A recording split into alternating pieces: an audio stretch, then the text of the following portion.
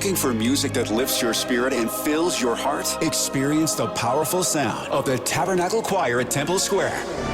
Now streaming on all your favorite music platforms. Find the Tabernacle Choir on Spotify, Apple Music, YouTube, Amazon Music, and Pandora. Let the music of the Tabernacle Choir at Temple Square inspire you today and every day. Whether you're at home, in the car, or on the go, enjoy the beauty of their world-renowned sound anytime. The Tabernacle Choir at Temple Square, streaming now.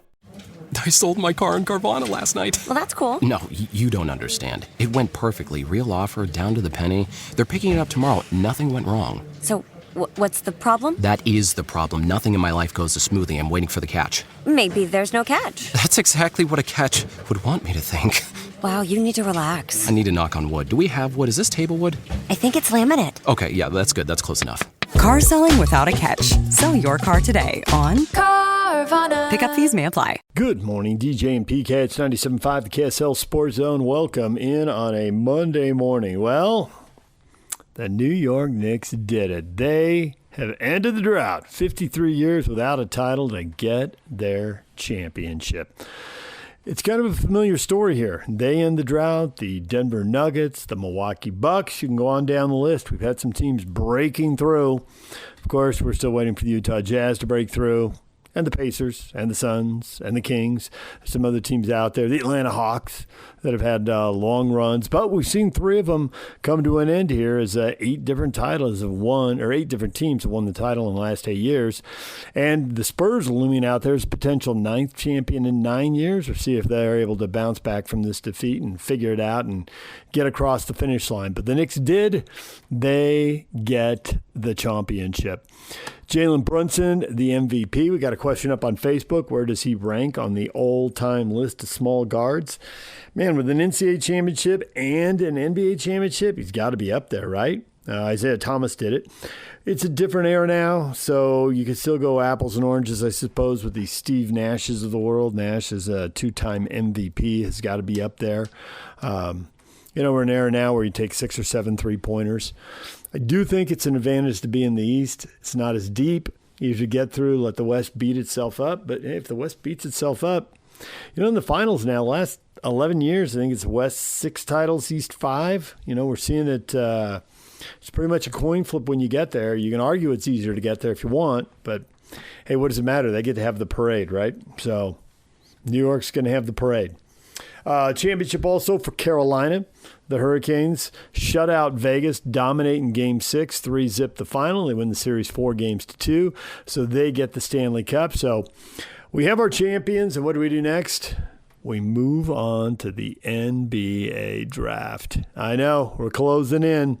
What are the Jazz going to do? Who will be left? What will happen to number 1? Will there be any trades? So many questions. We'll get into all of that coming up. Coming up, we're going to hear from David Locke, radio voice of the Utah Jazz. All sorts of fired up. We talked with him on Friday. We're going to replay that conversation for you next. He's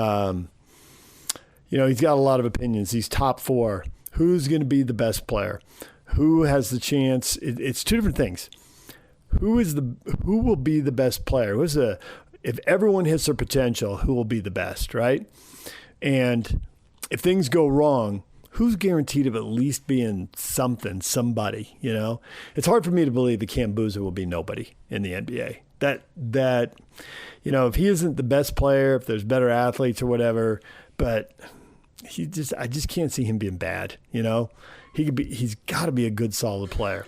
So there's some guarantees there, I think. But, as soon as you say there are guarantees and you go, I think, doesn't feel like much of a guarantee, does it? Nonetheless, that's the one I feel best about as far as, man, if you just want to make sure you don't get it wrong. But I don't think when you're drafting here, that can be the attitude. You got to get it right. Who is the best player? They've got these huge staffs and all this time, all this video, all this analytics, and help a player get better. So we can sit here and have our opinions, but what we don't get to see the medical stuff, and we don't get to talk to the players, and we don't get to have the resources, the time and the money to go out and talk to 20 or 50 or 100 people who've known them growing up. What are they like and all that? Because, you'd like to get some answers there and think, okay, I see the trapdoors, I see where this could go wrong, or I see why this guy is a virtual lock to be great. And we don't get any of that. We get plenty of video. We get to watch games. We get to watch a lot of games these days, but not the same. Not the same as what these teams have. All right, we'll talk with David Locke next. Stay with us. DJ and PK, it's 97.5, the KSL Sports Zone. Hey, it's your ceiling vent, so I'm dripping. Could be the rain, could be the upstairs bathroom. Yikes. You could hire the guy your neighbor recommended, but I'm pretty sure that's just his cousin. Do we know if he's licensed, or does he just own a ladder? Listen to your home. Go with Thumbtack. Upload a photo or voice note and we'll diagnose your project and match you with the right pro for the job. Thumbtack. We know homes. Hire the right pro today. Hey, sweetie, your mother showed me this Carvana thing for selling the car. I'm going to give it a try. Wish me luck. Me again. I put in the license plate. It gave me an offer. Unbelievable. Okay, I accepted the offer. They're picking it up Tuesday from the driveway. I haven't even left my chair. It's done. The car is gone. I'm holding a check. Anyway, Carvana, give it a whirl. Love ya. So good, you'll want to leave a voicemail about it. Sell your car today on Carvana. Pickup fees may apply. Good morning, DJ and PK. It's 97.5, the KSL Sports Zone. Coming up at 8 o'clock, we'll talk NBA Finals. The New York Knicks get it done. They win the title in 5. Jalen Brunson has an NBA title. Go with his NCAA title. We'll talk with Steve Cleveland about all that coming up at 8 o'clock. David Locke joined us Friday, and we took a deep dive on the draft. Here's our conversation with David. David, good morning. Oh, my gosh, a Friday morning with two of my favorites of all time during the draft season and two people who emulate exactly what every NBA front office is wanting. Patrick Kinahan finding his true meaning later in his development, starting as an upstart at the Daily Breeze, rising as a writer into a talk show gem and one of the greats of all time, adjusting his game as he develops into the all-star superstar you want. David James, the understudy to the great one at Santa Barbara, rising up, maximizing all of his potential and becoming the star that he is. This is what front offices want. They want a little DJ. They want a little PK. That's what Austin Ainge is hoping for, maximizing who they are. You know what the Jazz want? Because we don't. And it turns out the public, well, they do want that. Turns out the mock drafts here, David, are getting a little scrambled, providing a little drama, whether it's real or not. We'll take it. I think it's real. Yahoo has come out with Cam Boozer. Cameron Boozer is the number 2 pick, according to Kevin O'Connor at Yahoo. He says, I'm moving Boozer into the slot. It's not based on any intel at all. It's just a gut feeling based on history. He goes into the Celtics history and the, passing on Fultz and sliding down and taking Tatum. And this follows what Bill Simmons said, who was going to the same logic earlier this week. And you're buying what these two guys are selling. No, I'm not buying actually either of them selling. I am buying that the top of the draft is completely in flux and it's not made up. And I actually want to walk you guys through an exercise today because I'm flipped. I have flipped completely from where the narrative is.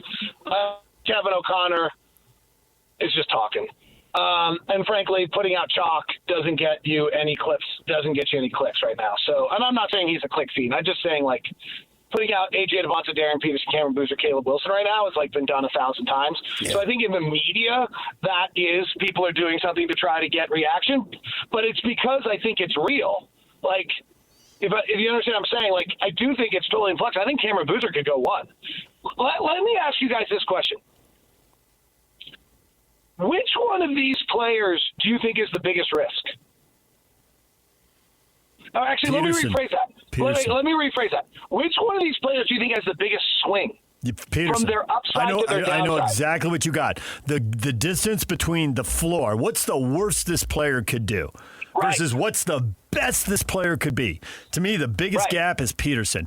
He could be the leading scorer on a championship team, and he could go down as the biggest bust of the draft. Okay, so I'd go the opposite. I think he's the safest pick. Because? And I don't think his upside is as high as everybody else's. Okay, because? Because unless he's Shea, Like a 6'6" scoring guard, like everyone says he's Devin Booker and he's Bradley Beal, which is great. They're both incredible. Devin Booker's been a top 10 candidate, MVP candidate once in his entire career. Bradley Beal never was. But you just wrecked the argument by saying unless he's Shea. Well, what if he is Shea? That's the top shelf. I guess I don't see him as Shea. I don't see him with that kind of ball handling skill.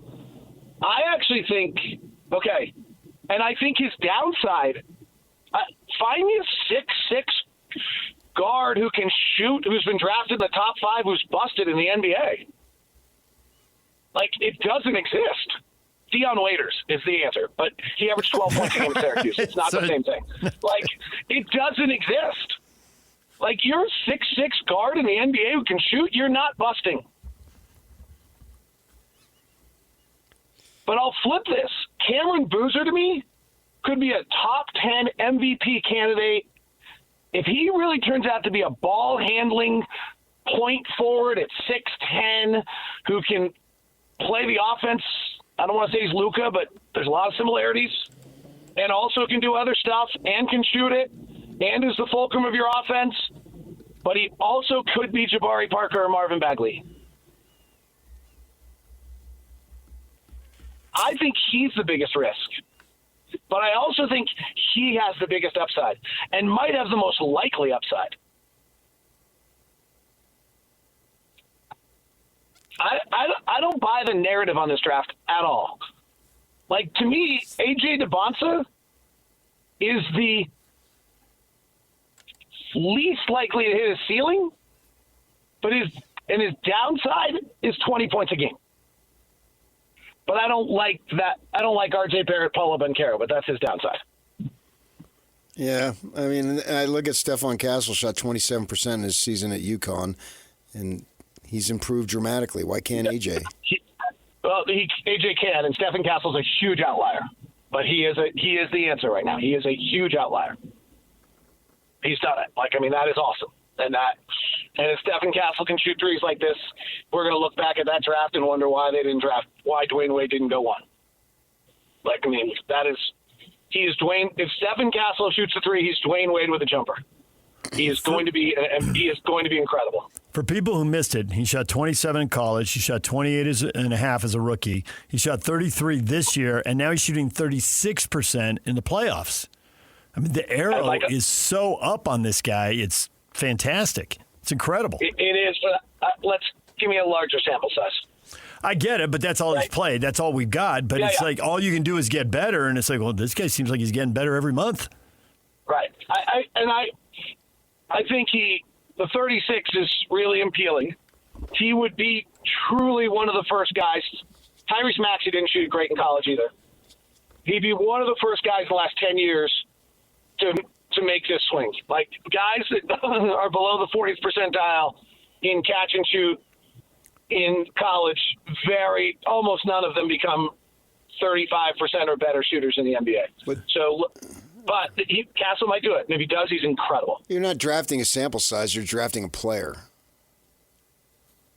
Right, but I'm going to draft a sample size of 10 years worth of data that shows me that someone's not a good catch and shoot shooter in the European League, the G League, Overtime Elite, or the college, that they don't become above average NBA shooters. I'm going to look at that data size, and at least I am going to think there's something and really take that in and really think about that. Okay, but I've got two competing storylines, David, and one of them, they can't both be true. There's one where they can't get better, but the other one where I'm told there's a bunch of talented coaches and and directors. They've got great facilities. These people are in at 7 a.m. every day all summer working on getting better.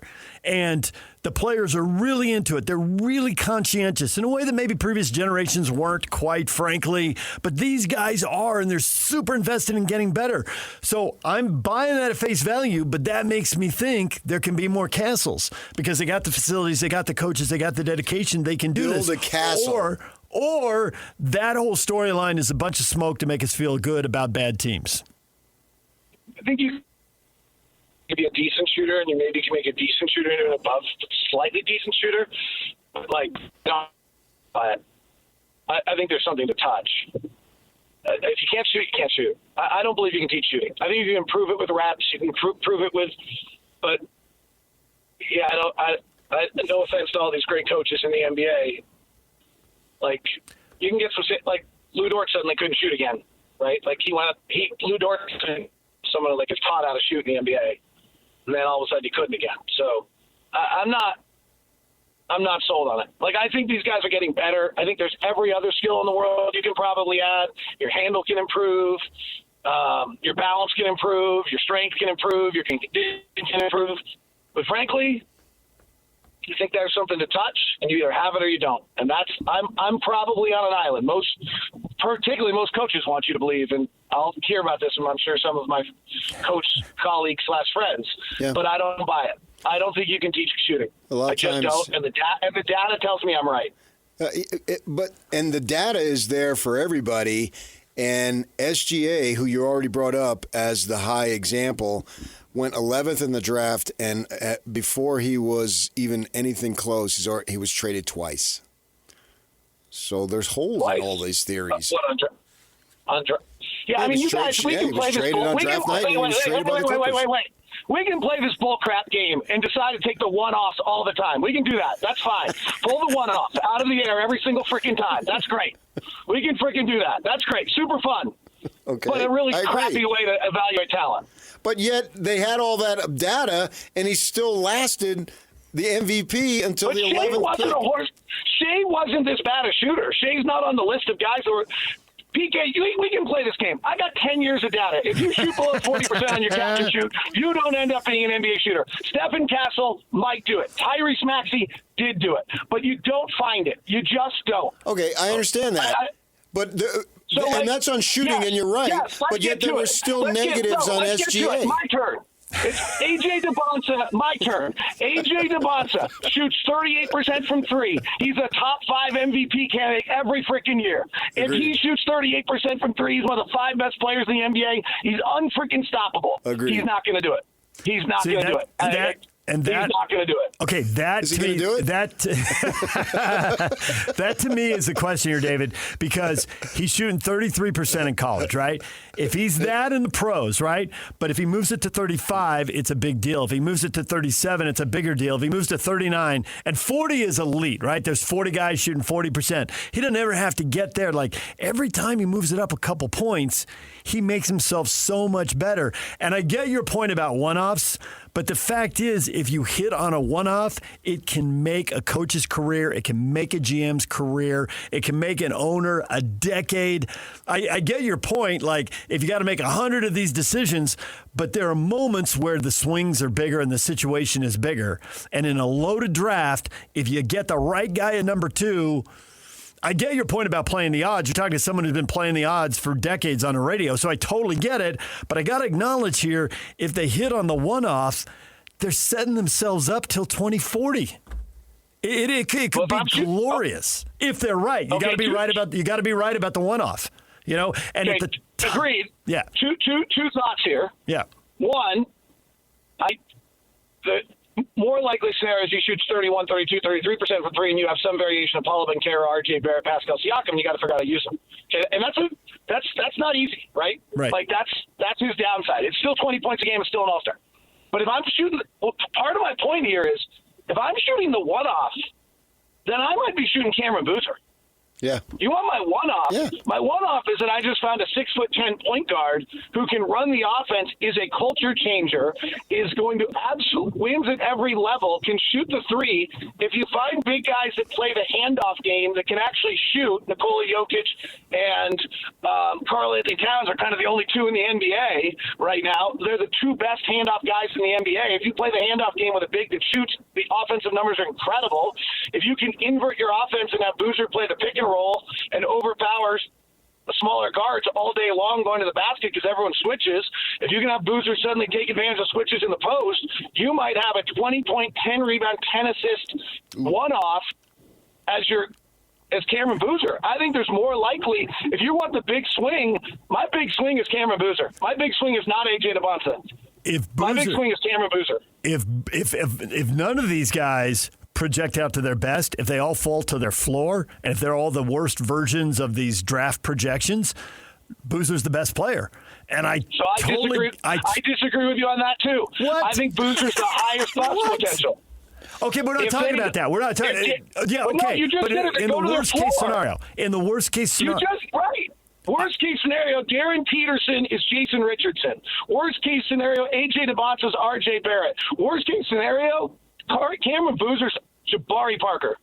A worst case scenario, Peterson is John Morant, and I can't figure out what's going on, and I don't even know if he's going to be out on the court or if he's going to be missing weeks or months at a time. I mean, the worst case with Peterson is horrible, and hopefully it doesn't happen, because the best case with Peterson is he's out there just lighting it up, scoring 30 points in the conference finals and the NBA finals, which would be way more entertaining for me.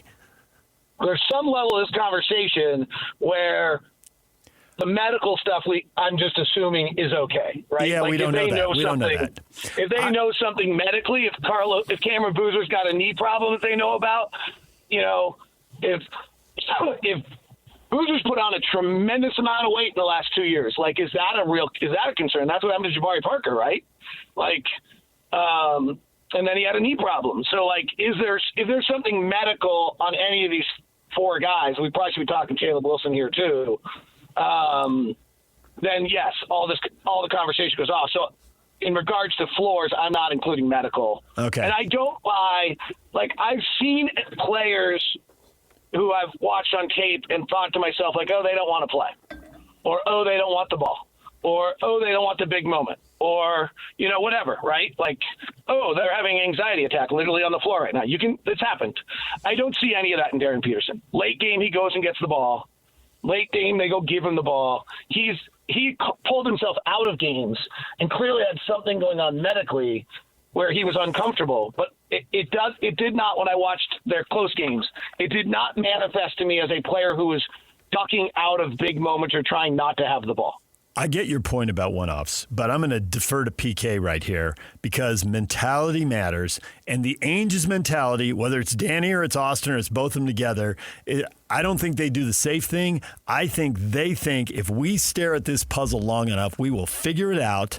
And if one of these guys is a one-off, they think they will figure it out and get the right guy for the next 5, 10, 15 years. They'll figure it out. It may go against the odds, and I get it, and I totally get playing the odds. PK, correct me if I'm wrong here. Is that how Austin and Danny are going to roll, or are they going to stare at the puzzle until they figure it out? And if they take a flyer, they take a flyer because deep down they think they're right. And you only have to be right one time to justify the draft. Be right with your pick. And you must be right this time. Yeah. So I'm banking on that, too. By the way, I've studied this concept that Kevin O'Connor and Bill Simmons, our two Celtics homers, want to talk about all the time, about the draft history of Danny Ainge, and somehow as though Austin Ainge is a clone, because this is the first thing I would say is anytime I hear somebody in the national media talk about Danny Ainge's decision, they're not paying attention. This is Austin Ainge's decision. Austin is running the show. Danny works for Austin. And Austin has said multiple times that they sit around and argue out players every day, all the time, and it goes back for years. It's just, yes, and this is but this is Austin Ainge's legacy right here. Yeah, this pick will if Ace Bailey and this pick hit, Austin Ainge's legacy are set. And if this pick and Ace Bailey don't hit, frankly, Austin Ainge's legacy as a GM is set. That's truthfully what we have here. So, first of all, anytime I hear anybody in the national media start talking about, well, Danny Ainge's history says this, great, that's what you know, but don't think it actually has any impact today. The second thing is, if you even do study the Austin Ainge, Danny Ainge, there is no pattern. Again, we can do the one-off where we just talk about Jason Tatum, Markelle Fultz, one of the greatest trades of all time, but there's no pattern. He's drafted Fab Melo and Terry Rozier. Go back and look at it. If you actually analyze it, there's not a pattern. He drafted Aaron Nesmith. Well, okay, but that's a totally different player than Terry Rozier. There's just not a pattern here. It's not true. We've been told we have to go to break 17 times. I guess we better go to break. Why would you go to break? This is the best radio you've done in 10 years. And that's why we've got so. No, it's not 10 years. You've been really good more recently than that. Okay. Well, you got It's about going. time someone stood up to you. You know what the problem is? You know what the problem is for the two of you? When you get to the top of the mountain, you have no one around you who will say no. You should be thankful that you have me. We are thankful we have you. You missed a Friday a couple weeks ago, and I was disappointed. So was I. I didn't whine. Yeah, I didn't whine about it. You know, you show up a lot, and we appreciate it. But like, if we have a Friday without you, it's not nearly as much fun as a Friday with you. I thought the same thing. Yeah. At least I know this. You got your money's worth out of this appearance. Nice. All right, David, thank you. Have a good weekend. We'll talk to you. All right, there is David Locke from Friday. We'll have more on the NBA Finals and the Knicks winning it all with Steve Cleveland coming up at 8 o'clock. Coming up next, Chancellor Johnson covering the Big 12, Texas Tech. Wow, what a story. It just keeps blowing up. Talk with Chancellor Johnson next. Stay with us. What is that? Oh, yeah, it's a World Cup holder. Like the soccer tournament World Cup? Holder. For the world. Fits every car, holds every cup. It has a Carvana logo? Yeah, Carvana made it. They buy and sell cars, so they made a car cup holder. So, got any good cups lately? Used to. Just couldn't figure out where in the world to put them. The World Cup holder, brought to you by Carvana, proud sponsors of the World Cup holder. Sign up today to win yours at cup-holder2026.com. Not authorized or endorsed by FIFA. Not a real product. For parity and fair use purposes only. DJ PK, we're joined now by Chancellor Johnson, Big 12 host. Chancellor, good morning. I want you to know I think you're getting a raw deal here. Good morning, fellas. Why is that? Well, because there's a certain schedule, and we all know how this works. March is about the madness, and you've got to work a lot then, right? April is about spring football. You got to work a lot then. May, it's softball and baseball playoffs, 64-team tournaments, lots of Big 12 teams involved. June is about vacation. July is football media days. August is camp. September, the games are on, and the schedule takes care of itself. June's about vacation. What are you doing chasing this Texas Tech nonsense all around, having to read all this stuff, talk to all these people, and try to keep up on this? This is crazy. This is your vacation time, Chancellor. You're getting a raw deal here. I am, but listen, I have always had a good work-life balance. I'm still taking my vacations, right? I'm still going out and enjoying my time with my wife, my family, and friends. But yeah, it's a mess down there in Lubbock, and we'll see how it shakes out. But you know, it's certainly a mess over there over at Texas Tech. Well, Chancellor, you're home. And I know your work ethic is so friggin' strong. And you may saying, what are you talking about, that idiot up there in Salt Lake? Well, brother, there was a time, and I call you brother because you are my brother, a time well before your time, but nevertheless, a time when I, too, walked the campus of Arizona State because I am an Arizona State grad, my brother. So welcome.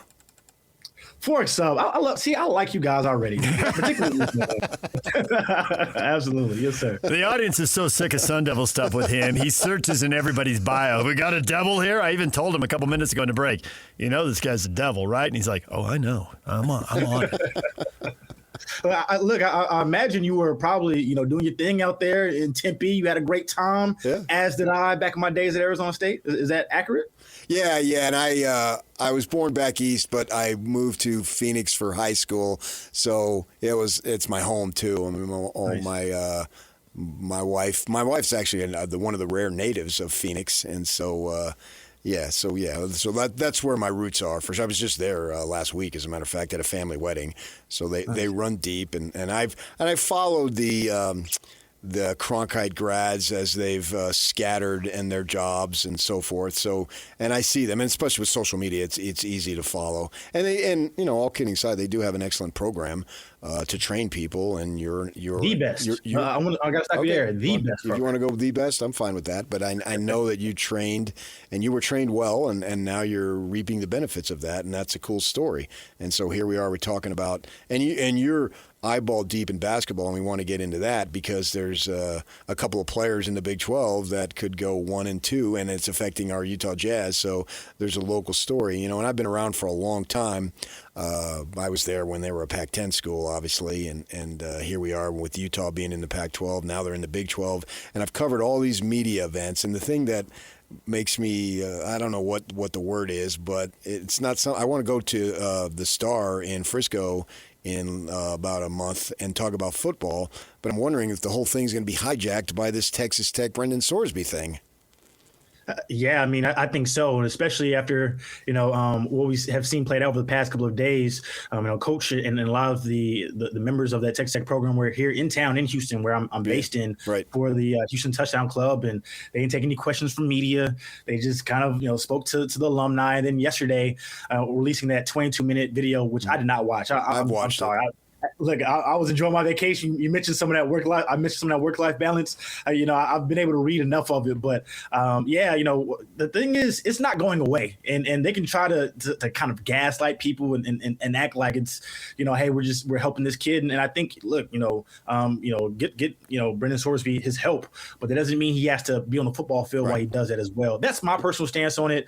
But as we get into Big 12 media day, as we get into the season, as I just mentioned, this thing's not going away. And Big 12 programs and the coaches and athletic directors, they're clearly making sure that it does not go away unless Brendan Sorsby does and he doesn't play on the football field. Good point.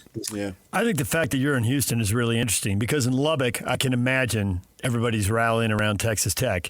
And you go to, Wasatch Front, Utah and BYU fans are just shaking their head like, this is a rare time Utes and Cougars can agree. They're like, how is this possible? How is that court decision possible? But in a place like Houston where there are a lot of Tech people, and we've seen the Attorney General, I wondered if there were any politicians who were going to stand up to Texas Tech, and the Attorney General is going to stand shoulder to shoulder with them. There've got to be a lot of Texas and Texas A&M fans there who are shaking their head thinking this is horrible in Houston, but there's probably also a bunch of Tech fans there. What is the vibe there, and have anybody got any insight into how money and power in Texas might influence how this goes forward, if at all? Well, money and power in Texas, they go hand in hand. And so, it rules a lot. And we see that with Cody Campbell, kind of leading things over there with that athletic program and the influence he's had on the Big 12 since he's really, kind of taken over there, in Lubbock. And so, as far as Texas Tech fans, they're riding for their guy. And obviously they have playoff and championship aspirations. And they believe that they can get there, with Brendan Sorsby. While, everybody else outside of Lubbock and everybody else who is not a Red Raiders fan understands how when you gamble on the game and you're a player, the precedent has always been you can't play. And so now with Texas Tech trying to find these excuses and make it seem like, it's not that. Once again, anybody outside of being a Texas Tech Red Raiders fan, they're not buying it. And the thing is, I'd rather they just kind of stand on it instead of trying to make people kind of, try to convince them that this is going to be right. I will say, however, though, the thing is that Brendan Sorsby is supposed to be eligible to play potentially by week 3. Yeah. And so who do they play? The Houston Cougars. So I think U of H has a lot of fans that will be rooting for them if that is the case, if Sorsby does end up playing. Yeah, there you go. That's for sure. No doubt about that. Coming from the East Coast when I was younger, much younger, and older family members and extended family, I know gambling is such a big deal. And I learned it's harsh to say, but when it comes to gambling, when hardcore, and in this case, a self-admitted addicted gambler, as the Texas Tech people said in that video, and I watched the entire thing. Good for you. I know I'm cautious about trusting them when they're talking about gambling because they're gamblers. And I learned you don't necessarily believe what they say. And so on one hand, they're going to tell us, oh, this is an addiction, and we're trying to help this young man, which is great. Everybody likes that. But on the other hand, they're saying, oh, and they told us in the video, they've put limits, parental guidance, basically, on the phone, so he can't look at different websites and whatnot. So they're sort of assuring us that this won't happen. Well, my experience, if you have addiction, you cannot assure us anything because it's an addiction. So they don't even realize that they're talking out of both sides of their mouths because it's an addiction, so we're here to help. But we know addictions, people fall off, but yet they're basically telling us, oh, no, this won't happen, and we're going to love him to death, so we'll make sure. And I don't even think they understand that is a contradiction of logic right there. Yeah, obviously he does have a problem, and I think it's great that Texas Tech is getting him the help that he needs. With that being said, that still doesn't answer the question of why he should play. Because if it was anybody else, and it was funny because Cody Campbell had made the argument that if people are just whether if it was Texas, University of Texas, or LSU. that they want their guy to play. But if it was anybody else, and if it was somebody else, Texas Tech, they would not want it to be that way. And so they're making excuses for their guy. And as I mentioned, it's great that they are getting the help that he needs, but that doesn't absolve him from facing the consequences. And I think, for Brendan Sorsby, he should have a football future. I think, he can still go on and play in the NFL, and he has the talent to do so. To me, it's just not in college football. Yep. We're joined right now by Chancellor Johnson, Big 12 host, and PK mentioned you got a lot of basketball on your Twitter feed. I couldn't help but notice the photo at the very top of your Twitter feed is you sitting there with A.J. DeBonsa. And obviously the Jazz have the number 2 pick in the draft, and people here are really locked in on this. What have you heard? What do you know? What do you think from dealing with him and covering the Big 12 and Peterson? If you had the number 1 pick, what would you do? Great question. So for me first, I got a chance to get to know both guys over this year covering the Big 12. And that started out in that picture. That was at Big 12 Media Day for basketball. And so that was in the ESPN broadcast. And, Darren Peterson and AJ DeBonsa, the personalities are completely different. DeBonsa rushes being kind of that star guy, but he is a basketball guy first, right? He's not somebody who is necessarily like caught up all in the media and being the superstar, but he certainly is okay with embracing that. And versus Darren Peterson, he's a lot more reserved. He's low key. But the thing about Darren Peterson is he certainly has a quiet confidence about him. And so while AJ DeBonsa certainly has, made it, not a secret that he wants to be number 1, so does Darren Peterson. And, they both have, great talent. If you ask me, I think Darren Peterson is the more talented player. And, when I watched him, he's just such a special player. He has great touch. He can shoot it. He can get downhill. He can create for others. He plays in the passing lanes. And so he's a star in his own right. Great talent. And then with AJ DeBonsa, he has something that you can't teach, and that's some of that size and that athleticism. I had a chance to watch him in person multiple times this year. I made a trip out to Waco where BYU was playing Baylor, and BYU was they had like a 3-game losing streak, and AJ DeBonsa kind of told me after the game that he's not used to losing coming from high school, and so he had a big game where he had 30+ points, and nobody wearing a Baylor uniform could guard him. He had it anywhere he wanted it. It was like Burger King, have it your way, right? And so he was a mismatch problem, and we saw that throughout the year. But when I watched, Darren Peterson, it was just something about him to where, once again, his ability to put the ball in the basket quickly. He heats up. He's more of a defender than AJ DeBonsa. But the thing is, if I have the number 1 overall pick, with that being said, I can sleep very, very well. If I go up there and I pick AJ DeBonsa, I'm sleeping very well. With Darren Peterson, there is a little bit more of a risk factor, as we saw this season where he missed 11 out of the 35 games this year. And so, you can't go wrong either way. But, if it was me, I think that Darren Peterson is the more talented player. But with the risk factors involved, I can't miss if I'm the Washington Wizards. As far as, I can't afford to miss that pick. I would probably go, even with believing that Darren Peterson is the more talented player, I don't think there's a big enough gap. And I would probably take AJ DeBonsa if it was me with the number 1 overall pick in DC. You take DeBonsa, then do you have you voice the concerns, and we all know what they are with Darren Peterson. And, I saw AJ play in person many, many times throughout the season, obviously, in and out of town. I was there at the NCAA tournament. I like his personality. I'm a little concerned about this sort of like everywhere you turn around, he's being interviewed at the French Open, I think it was. I was like, kind of wonder about being in the gym. But nevertheless, if they do take DeBonsa, those concerns that you have for Darren Peterson are there, and the Jazz are drafting second. But I'm thinking, for me, I take a shot. What do you think? Well, I want to go back to what you mentioned as far as AJ DeBonsa. While, yes, he does embrace being on camera, the funny thing is when I got a chance to talk to him, and whether it was the first day at ESPN Media Days, talked to him when he was in Waco, and a number of opportunities to talk to him through the Big 12 tournament. I've had a chance to develop a relationship with his dad. I want to be clear. AJ DeBonsa is a gym rat, and so I think he has a camera with him. He's because he embraces being in front of the media. He does a lot of interviews, and he's not shying away from that. But AJ DeBonsa loves to play basketball. Matter of fact, he skipped his prom because he wants to stay in the gym and just hoop. Obviously when he went out to BYU, he embraced the culture there. But he's a basketball guy first, so I want to be clear on that. And he kind of has joked about it as far as I fill seats. And so as I mentioned, he embraces kind of everything that you want and being a number number 1 overall pick as far as he will sell tickets, right? He will certainly embrace the community, because if he, as a guy who's from Boston, and he was able to be very, very comfortable, in Provo on that BYU campus, he's going to be good wherever he goes, whether that's staying in the state of Utah or going out to DC. He's going to be great there. As far as, Darren Peterson goes and the concerns with him, it's just hard to pass up on that talent as well. And so, I will say he got a bad rap over, the course of the season.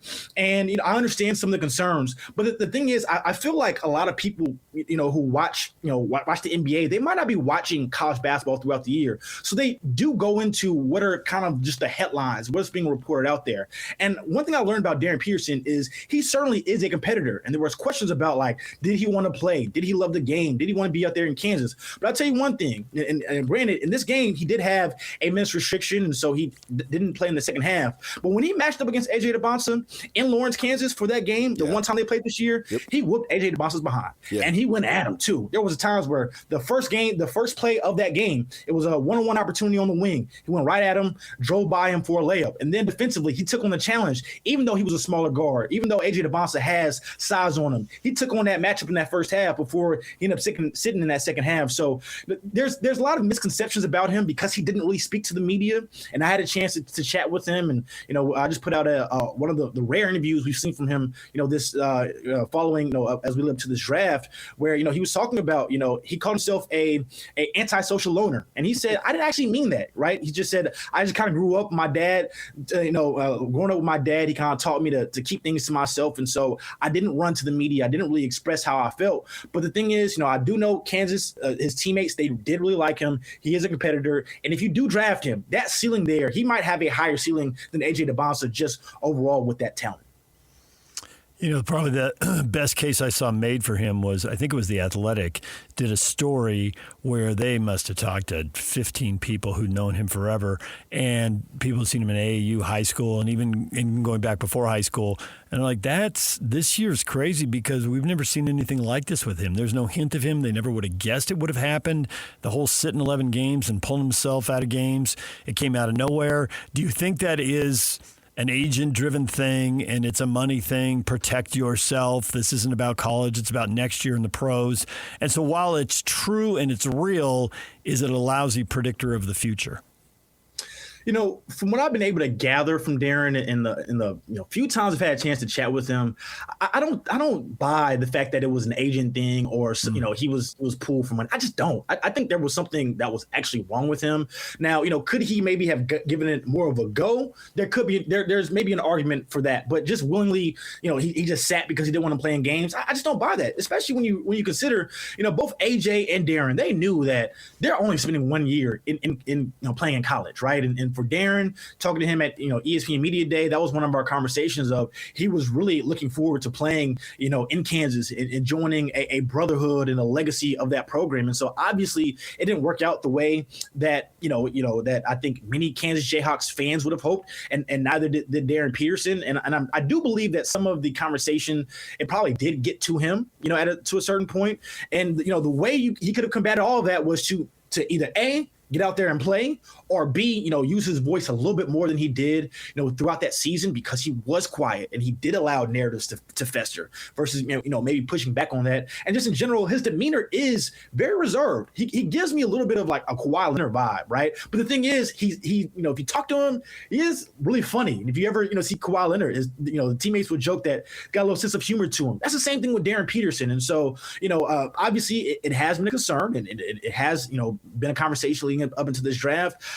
I think obviously once you get there, you get to the highest level when it comes to the NBA. I'm not as concerned as maybe other people are, but it is a risk that you have to consider, and that's where we are today as far as in that debate of AJ DeBonsa and Darren Peterson. Brett McMurphy has his predictions in the Big 12. They got the Devils. Brett has the Devils 10th. They're sleeping on us again, aren't they? They certainly are. But look at the job that Kenny Dillingham has done, over the years since he's been there. And so I certainly trust in Kenny Dillingham. He has to replace, two great talents. Obviously, Jordan Tyson getting drafted by the Saints. And then, with their quarterback and Sam Levitt going to LSU. Listen, man, I'm so disappointed with the way that played out with Sam, winning the Big 12 his first year, teaming up with Kenny Dillingham, getting him to the playoffs. And then now just bolted to LSU, and he has to do what's best for him. So I'm not mad at him for that, but it is a shame that, a guy like Sam Levitt, he would have been a guy that would have had his name, up there, up to some of the other greats that we've seen at Arizona State. So it's disappointing to see him gone, but I'm super excited to see what Kenny Dillingham does this year. As you mentioned, they are, they haven't been picked, as far as or has as much hype this year, but they're going to be good, once again this year. And then even with me being here in Houston, the job that Willie Fritz has done, since he's taken over, man, how good has he been? And now they're set up to be a contender in the Big 12. They're a team that I wouldn't be surprised, especially with what's going on, at Texas Tech. Maybe they can sneak in. And then, of course, Kalani Sitake, the job that he's done over there in Provo as well. I think it's, Texas Tech, BYU, and Houston are some of the teams that I'm looking forward to this year as we get into football season. All right, there's Chancellor Johnson. When we come back, what is trending? The headlines are next. Thumbtack presents Uncertainty Strikes. I was surrounded. The aisle and the options were closing in. There were paint rollers, satin and matte finish, angle brushes, and natural bristles. There were too many choices. What if I never got my living room painted? What if I couldn't figure out what type of paint to use? What if I just used Thumbtack? I can hire a top-rated pro that knows everything about interior paint, easily compare prices, and read reviews. Thumbtack knows homes. Download the app today. Summer is all about freedom, fun, and growing up. And between the ages of 9 and 13, kids are starting to form their views about alcohol. With more independence, their still developing brains need more guidance and support than ever. That's why summer is the perfect time to stay connected and plan fun, safe family activities together. Research shows kids who spend quality time with their parents doing what they enjoy are less likely to drink underage. And when kids feel close to you, they're more likely to listen, especially when you set clear expectations. In fact, kids who drink before 15 are far more likely to struggle with alcohol later. This summer, create a no-bummer summer with fun, alcohol-free activities for your kids. Go to summer.parentsempowered.org to take a quick quiz and discover ideas tailored to your family. A little time together can make a big difference. For more information and to learn more about how to prevent underage drinking, visit parentsempowered.org.